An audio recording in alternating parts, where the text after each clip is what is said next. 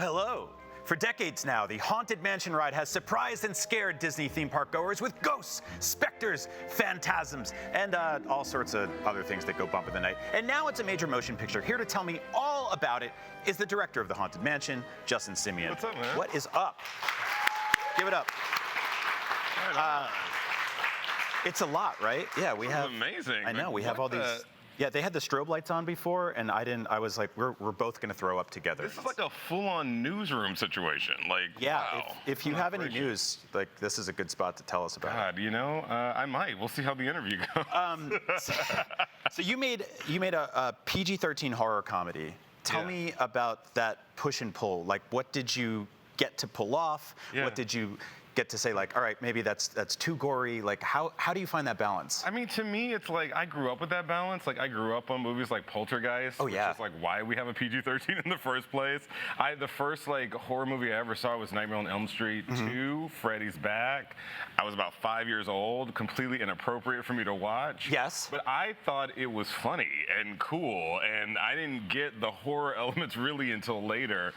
So to me, it made perfect sense, and I got a lot of inspiration, I got to say, from the ride itself, because, you know, this was the last ride that Walt Disney actually had a hand in, and they fought a lot about how scary and funny or however it should be, and so I just kind of tuned into those things that gave me that frequency that were right in the middle. There's also, like, this is going to sound really random, but, you know, the Max Fleischer's Snow White, Betty Boop Snow White in the 30s with Cab Calloway playing the dancing ghost. I would watch that clip a lot just to tune in to the frequency of funny, spooky, jazzy, you know? Yes. That's, to me, that's what the Haunted Mansion is. Okay, so you have to be like a little bit, because I'm a big horror fan, right? And you have to be a little bit broken, I think, a little bit, to look at stuff like that and be like, this is funny, this is cute, this is clever. Honestly, why am I relating to Freddy Krueger at 5? I'm not sure. Because when he like murked the annoying teenagers, I was like, yeah, that's what should be happening.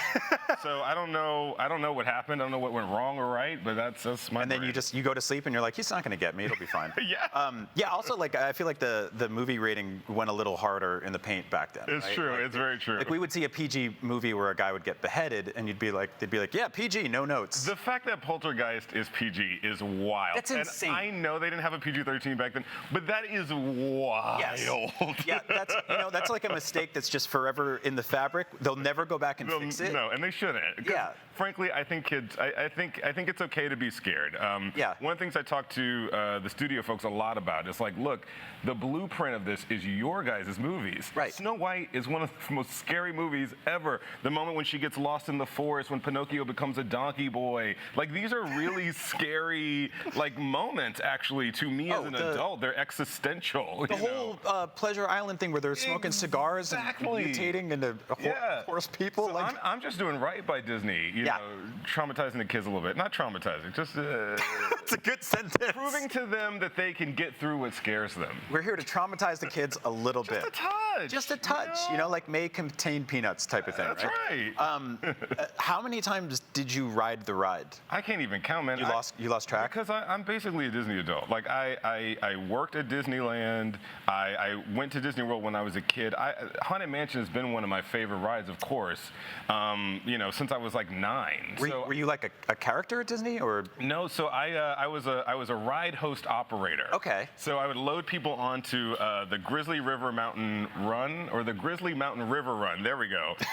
It's been a while since I had that job. But I would load people onto that. I would, press the button that sent them down the drop, and that was my job. And on my breaks and stuff, of course, I would ride, everything at the park. And Haunted Mansion was always like first or last on the playlist for me. Oh my God, that's incredible. Yeah.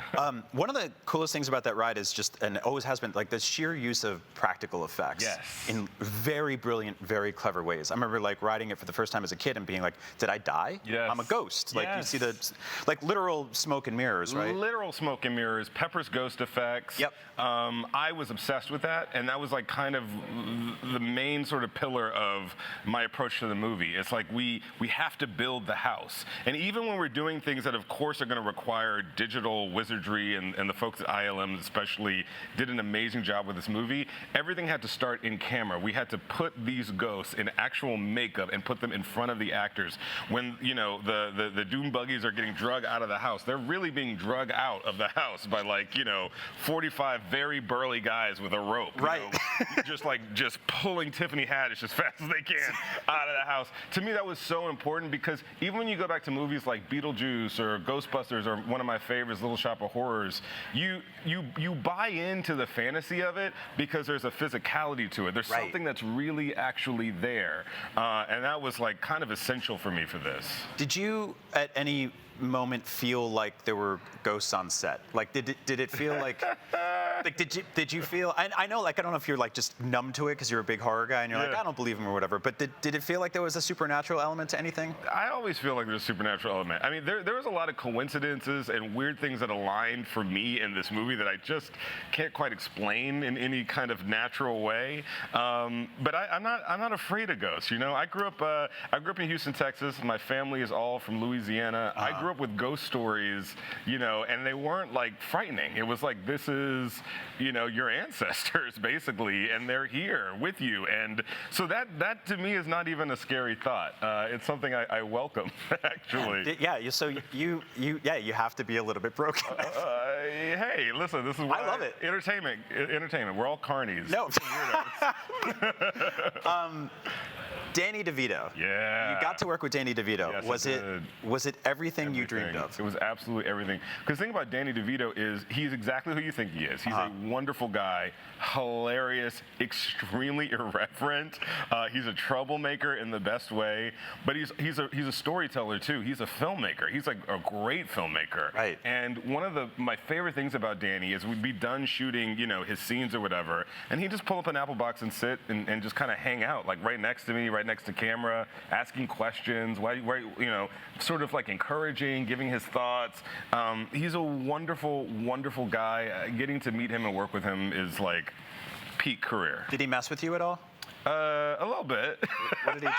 I remember there was some times I was trying to get him to focus on something, and he would just sort of repeat back to me what I just said. But it's because he's Danny DeVito. Yeah. He literally is a director too. He understands what we're going through. But the thing about Danny is that we built up a rapport, we built up a trust. I always know that he's heading or he's finding something or he's trying to pull something out that wasn't there before. And the results are there in the film, and the results are there in everything he does, So it was a delight to be messed with by Danny, I gotta say. God, that's awesome. Justin, thank you so much. Yeah, is it over? I could do this for another couple hours. I could too, man. I got a lot more to talk about. Talk about all the movies that shouldn't be rated PG. We could do this all day. Justin, thank you, Appreciate it, man. Thanks for having me.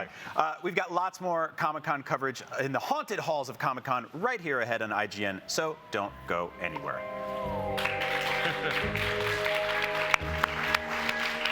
Dude, yeah. Awesome.